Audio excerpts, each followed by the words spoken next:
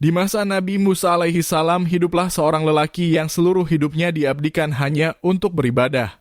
Ratusan tahun lamanya ia sujud, berzikir, dan berdoa tanpa henti.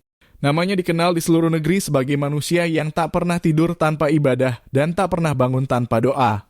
Suatu hari ketika Nabi Musa sedang berjalan menyusuri lembah, beliau melihat lelaki itu sedang beribadah di tempat sunyi di atas batu besar.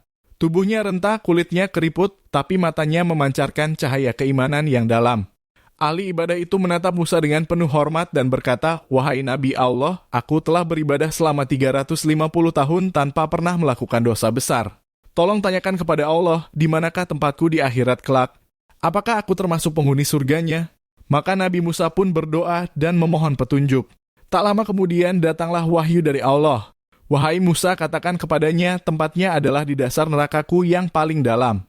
Mendengar jawaban itu, wajah sang ahli ibadah pucat. Tubuhnya lemas, air matanya menetes.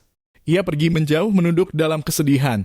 Malam itu ia merenung sendirian di bawah langit yang sunyi.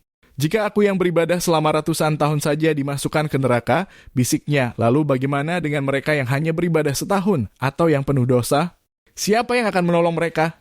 Tangisnya pecah.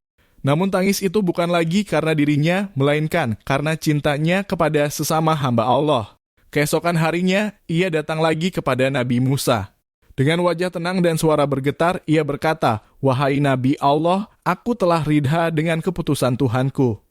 Jika memang aku akan dimasukkan ke neraka, maka mohon sampaikan permintaanku kepada Allah. Biarkan tubuhku menjadi penutup neraka itu, agar tidak seorang pun dari umat manusia masuk ke dalamnya setelahku."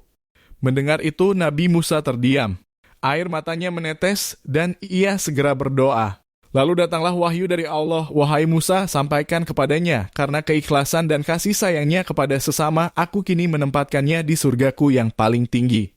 Dan demikianlah ahli ibadah itu akhirnya meraih surga, bukan karena lamanya sujud atau banyaknya amal, melainkan karena hatinya yang tulus mencintai makhluk sebagaimana ia mencintai Tuhannya. Sebab yang paling dicintai Allah bukanlah yang paling banyak beribadah, tapi yang paling ikhlas dalam berkorban.